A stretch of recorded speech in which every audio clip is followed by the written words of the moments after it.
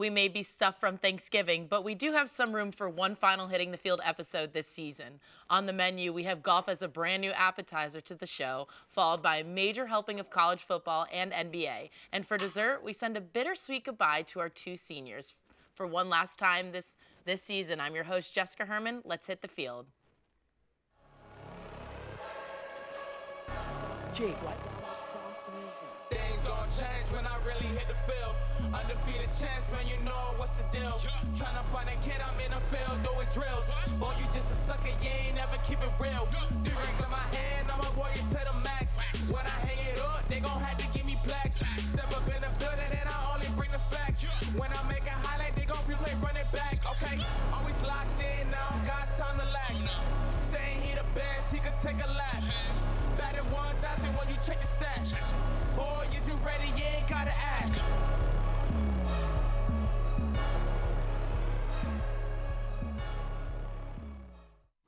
If you don't know who's next to me, you're in some trouble. Welcome back our good friend and graduating senior, Kyle Briley. Thanks, Jess.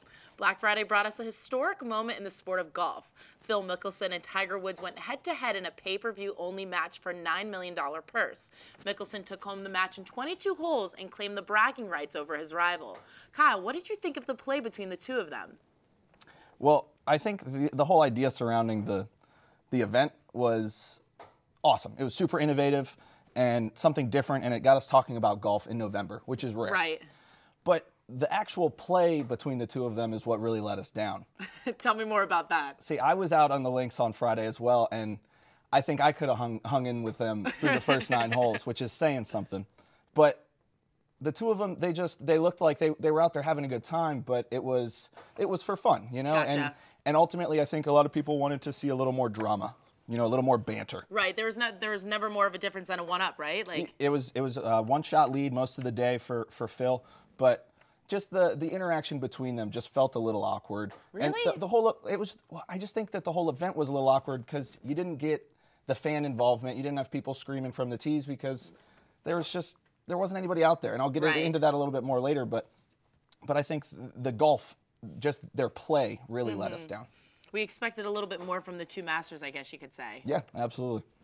The match went back and forth, especially in the back 9 where Tiger and Phil jockeyed for position. What was the moment that stood out the most to you, Kyle? Well, from a day, like I said, that we didn't get too much good golf, there was a moment that stood out in Tiger's career. He always hits that fist pump whenever he hits that shot. Everybody's seen I know it. exactly what you're talking about. Whether it's a putt or a chip in, he gets real amped. We got that experience on the 17th on Friday. He chipped in to get even with Phil going into the 18th, the last hole. Wow. So to even up the scoreboard right then on a classic Tiger chip in, it was what we all wanted. Unfortunately, it took 17 and a half holes to get there. You had to watch every single moment to make it sure it happened. Exactly. Well, now that we've discussed the golf, I think we'd be remiss to not talk about the extracurricular activity surrounding this event. For the first time anything like this has happened, I think it's safe to say this one landed in the rough. The pay-per-view stream went down, which allowed fans to stream the golf match for free rather than paying that $19.99 charge. And viewership was definitely subpar. Kyle, if there were to be a repeat of this event, what has to change? So a couple of things. First, like you said, the broadcast and the stream had failed for a lot of people. So even people that paid that $19.99 couldn't actually access the stream. I read about that. So just that right off the bat, that's not a good start. You know, you want to be able to make sure that the people actually paying for the event are getting in, are watching. Get to watch a little bit. Yes. So for them to have to give it away for free probably was a real big hit, honestly, I would have to think, for Bleacher Report, and probably if Tiger and Phil were getting a little of that cut, which I was under the impression that they were. That they're not seeing any of that now, which is kind of a big deal. But on top of all of that, the broadcast itself, it felt just a little thrown together at the last minute. I just feel like you have Tiger and Phil mic'd up on the course, and then you've got the TNT crew. You know, you had Ernie and Chuck calling from the booth. Right. And a lot of it was very interesting, but when the guys aren't really playing that well, and they're not really talking that much cash, there's not really that much drama. For them, I get what you're saying. To have people talking about two guys that are mic'd up playing an okay round of golf, it left a little to be desired. I was like, what do you talk about when somebody's not doing anything too incredible? Exactly. So a lot of the time they sat there and were just kind of shooting the breeze back and forth with each other, talking about what a beautiful day it was. Casual play with the men. Exactly. And it was great. But I just wanted to see, I guess, if they had to change something, maybe like some celebrity pairings. That would have been fun. Yeah, because you see, there are tournaments like that out there where, you know, a pro or an amateur will play with a celebrity. But I think if you got somebody that we really all wanted to get out and see, you know, a Steph Curry, I don't know, LeBron, if you get other people out there to match with the pros, then some of that bad golf can go by the wayside. Right, it'll go in the backfire. Exactly, if you're getting something up front that's a little more entertaining. Gotcha. Stick around because when we get back, we'll be talking about UCF football. It's fun to see that, though. A bunch of Absolutely. There was a $9 million or a Today, when you have multiple devices at your fingertips, wouldn't it be great if you could run the software you need on all of them? Well, now you can. UCF Apps is a new and innovative way for you to access the applications that you need to get your coursework done from any PC, Mac, tablet, or smartphone. For more information or to give your input on UCF Apps, go to apps.ucf.edu. What are you waiting for? Start using UCF Apps today. Do you like sports? Do you like reading about sports? Then we got a sports blog just for you. Stay on my peripherals. That's not fun.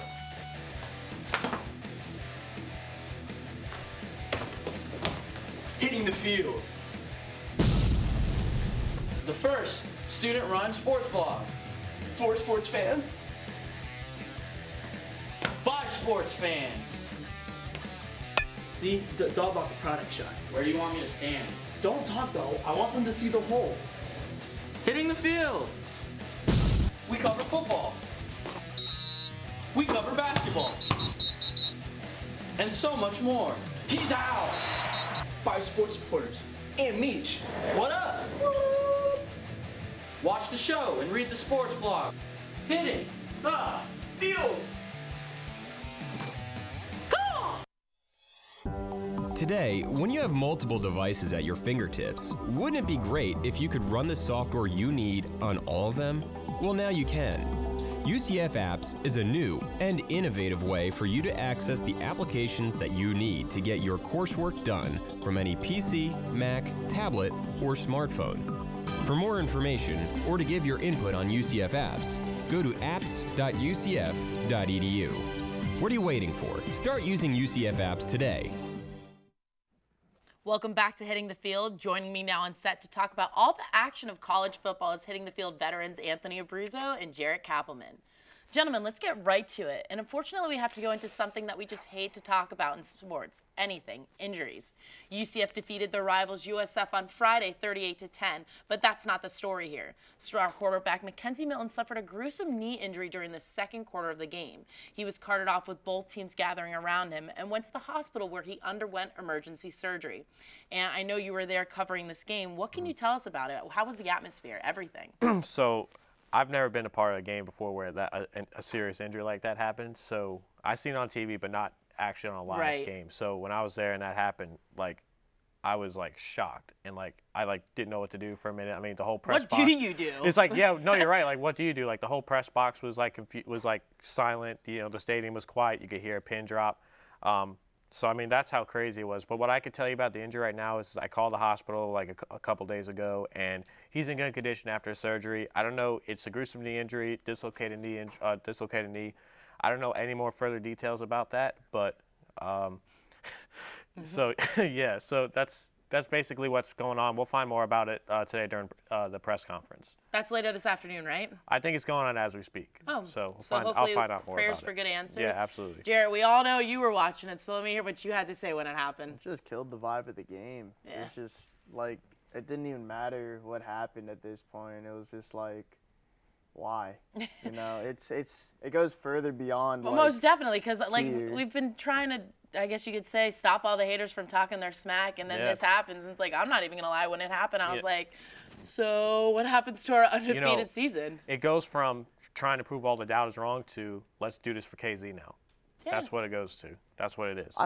It's like the whole thing is like this is devastating, yes, but Mac's just got to pick up the torch and pick up where Milton left off. And I think It's going to be interesting to see. the way for Mac to rebound, like as a player, to see one of your brothers go down like that and for him to play the way he did, I think a whole week of practice and everything, everyone should feel confident going into the championship game. I'm not too concerned about it myself, but the whole thing is it's just like the whole time you're thinking, what is Milton's future hold? That's, I think, the bigger picture here. We have big stories coming up on the future of his career because we have no idea what's about to happen. We have no idea. And it's sad because like, do you take a year off because of injury? I think what could happen is he could take a medical red shirt next I was year, gonna say, and then he could come back for 2020. I guess we'll find out later today, and we'll let you guys know. I'll be on it. I'll be on it. Love to hear it. This past weekend was a rivalry week in college football, and it did not disappoint. Jarrett, which game was the highlight of your weekend? I got to take the 7 overtime thriller, LSU Texas A&M. I mean, I was watching the game, and you see Texas A&M with 30 seconds left, fumble the snap. Mon takes a knee while grabbing the ball, throws a pick, but the play's ruled dead. LSU's Gatorade bathing their coach. Yeah. And then A&M spiking the ball with no seconds on the clock. Then they get a touchdown, and then 7 overtimes later. You just had to watch it. It was one of those you had to watch the games. Yeah, for sure. People definitely got their money's worth, whoever went. 7 overtime games. And you want to tell me the SEC's best defense? Both teams gave up 70. I don't want to hear that anymore. Hot take guy over here. Okay, how you doing? I mean, I agree with that. I think the biggest game, well, one of the biggest games of the weekend, that's not the biggest game. That was your biggest game. But is Oklahoma versus West Virginia, because that had huge playoff implications for Oklahoma. They won the game. Obviously, there's no defense in that game either. But now Oklahoma puts himself in a position where if they could win this weekend, and then depending on what happens between Alabama and Georgia, they could easily get into the playoff now because of what happened with Michigan and Ohio State. It's funny because we were talking about this last week where a lot of crazy things need to happen. I think we could say a lot of crazy things happened. Yeah, I'd say a lot about of crazy things did happen. 60% of what needed to happen, happened. It's funny because I'm thinking last week, oh, this is a bold take. All right, everyone's got to say what they got to say. And then here I am watching it on TV, and I'm like, all right, that really went well for me. And it's going down, yeah. Yep. Gosh, well, we go from rivalry week to conference week, championship week, all that fun stuff going on. We'll start this convo by previewing the AAC title champion game, between Memphis and the Knights. Charge on, I'm ready for already a win on our part. And give me some of the keys to this game for UCF. 2 key things. One, how is Daryl Mack going to play? Because now we have to galvanize around him now. I think he's going to have to rely on the run game with AK and Anderson and also Greg McCray, who had a huge game, a career night. And then defensively, we've just been unstoppable lately. I think we've only given up an average of 8.5 points the last 2 games. That's unbelievable. We need to make sure we defend, especially against Darrell Henderson of Memphis, because he's probably one of the best running backs, if not the best running back in the country. So defense and Darryl Mack. It's funny, though, because I feel like every time we talk about UCF football, our always weaker side is the defense, so it's nice to hear you saying no. I mean, they've just been phenomenal the last 2 weeks. You got to give them credit. Randy Shannon's really got those guys playing. I'm glad to hear it. What about you, Jarrett? 2 key factors, and they're not even players. I got Josh Heupel and Randy Shannon. Josh Heupel needs to put together a good game plan for Mac. I think he just needs to keep the same exact thing like Milton's playing quarterback, because realistically, Mac and Milton are very similar in themselves. It's just the only thing is Mac's a little better of a runner. And then on the defensive side, Randy Shannon needs to keep doing what he's doing. We need to play more contain. Don't let the quarterback scramble on 3rd down, and just don't let Henderson break out the way he did in the first half when we played last time, because that was bad. It's going to be interesting to see what Heupel decides to do, because you almost wonder, are the calls going to change? I think probably a little bit, because you're going to want Daryl Mack to run more than pass, because he's not as good as passing Mackenzie Milton. Let's just put that out there right now.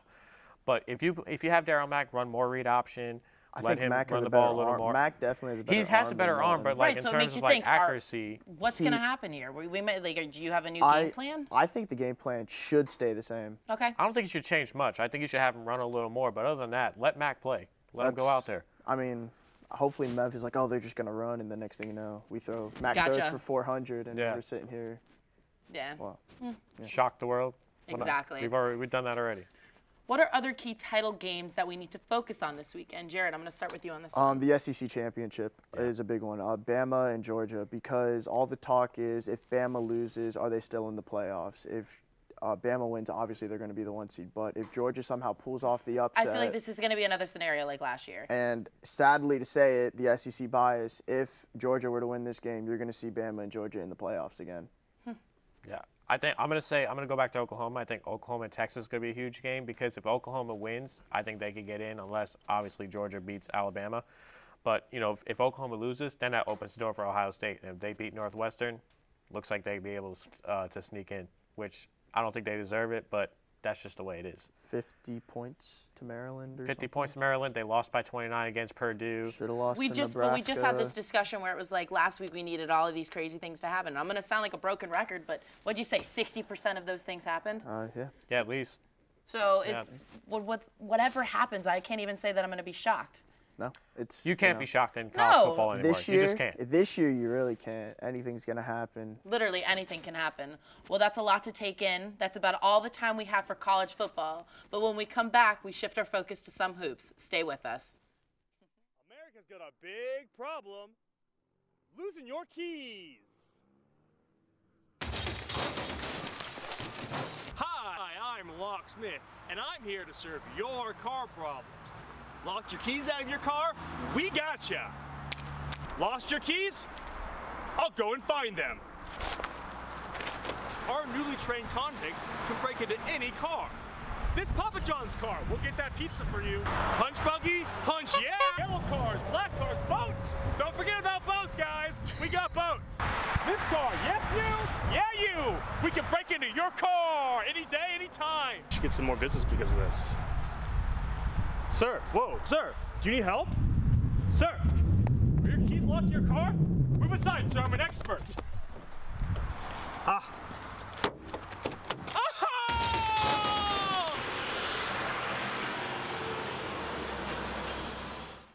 Back, everyone. It's only been a little over a month since the NBA season has started, but the storylines and drama has been out of this world. We'll start with the back-to-back defending champs, the Warriors. Kevin Durant and Draymond Green got into it on the sideline against the Clippers. That resulted in Green getting a 1-game suspension, and it shows in their record as they lost 5 out of the last 8 games. Ant, what's going on here? Anyone specific to blame?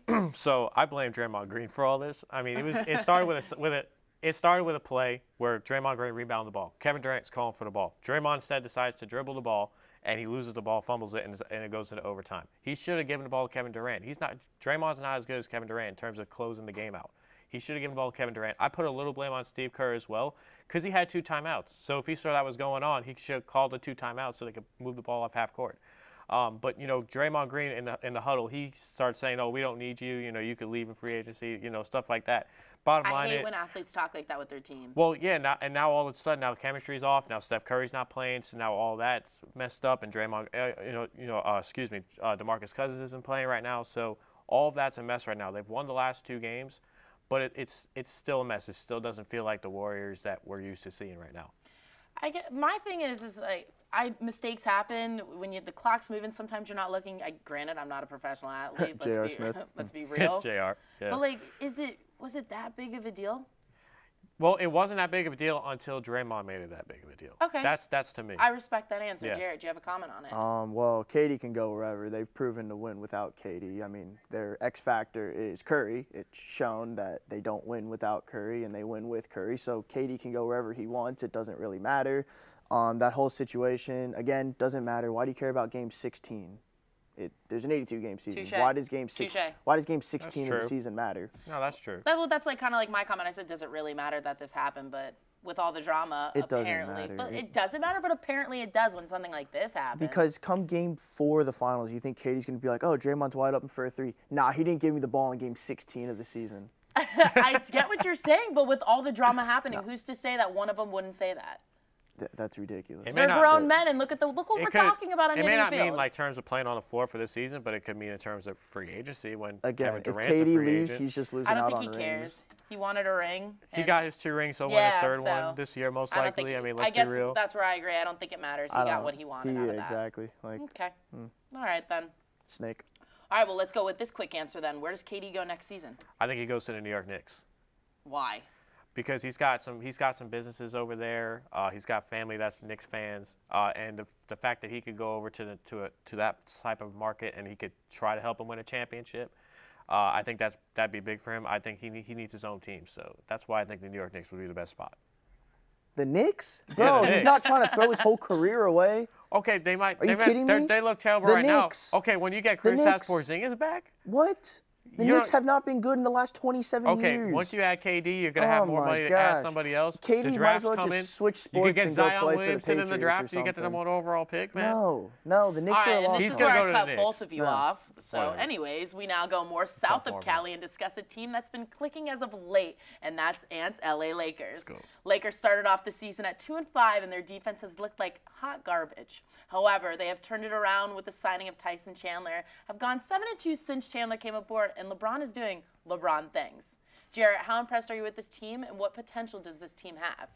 As I said before, they're going to be like a middle-of-the-pack West team. LeBron's, it's just doing LeBron things. He's literally taking a team of, one of the youngest teams in the NBA, rallying them together. I mean, you got Lonzo, Ingram, Josh Hart, all of them. I mean, he's just doing LeBron things. I don't know how else to say it. Like, we all said, oh, well, is LeBron really that big factor to a team? Yes, he's clearly showing. He's flipped the Lakers around you hate completely. to love it. You'd love to hate it. It is what it is. LeBron's the man. LeBron is the man. I mean, I think it's safe to say that LeBron James is still the best player on the planet.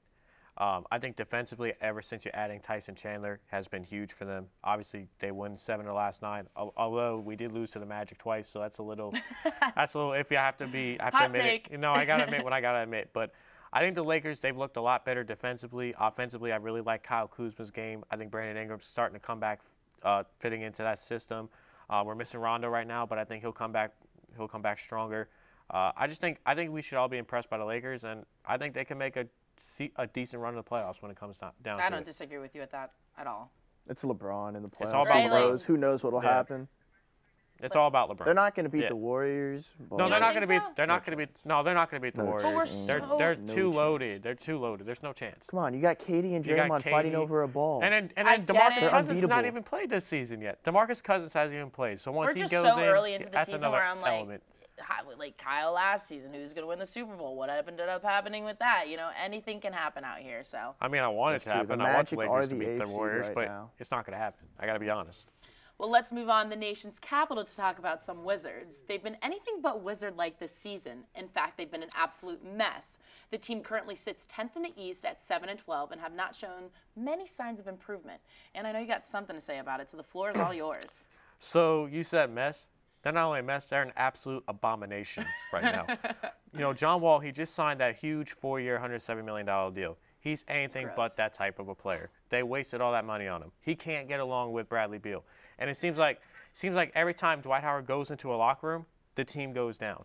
Last year with the Hornets, they weren't as good. The Atlanta Hawks, they wanted to get rid of him so fast. It seems like with Dwight Howard, he adds something to that locker room that doesn't make any sense. And I think they need to find a way to get rid of John Wall and Bradley Beal somehow. Good luck. Anyways. I mean, they're just a mess right now. They should get rid of John Wall, get rid of Bradley Beal, just try to get draft picks, start from scratch, literally everything.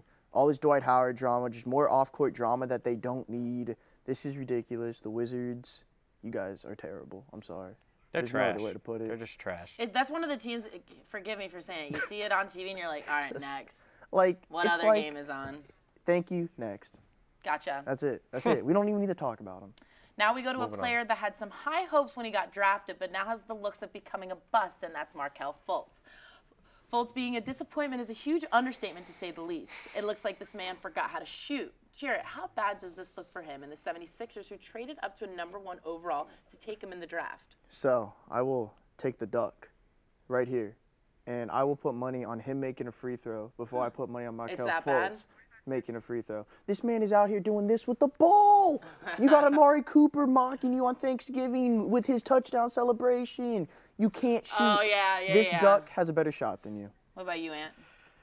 I've never been more disappointed in a player that's got drafted #1 than Markelle Fultz. I thought he was going to be a star in this league, and I've just been disappointed. The 76ers, they got hosed in that deal in that trade for Boston. It's got to You be. genuinely hate to It's see got to it. be the curse of Sorry, Washington. guys. It's That's gotta all the be, time yeah. we have for this, but the NBA segment. But when we come back, I'll have my night vision, and we'll say goodbye to 2 hitting the field legends. Stay tuned.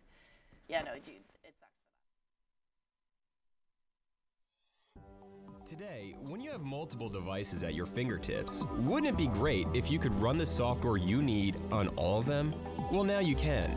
UCF Apps is a new and innovative way for you to access the applications that you need to get your coursework done from any PC, Mac, tablet, or smartphone. For more information or to give your input on UCF Apps, go to apps.ucf.edu. What are you waiting for? Start using UCF Apps today. Do you like sports? Do you like reading about sports? Then we got a sports blog just for you. Stay on my peripherals. That's not fun.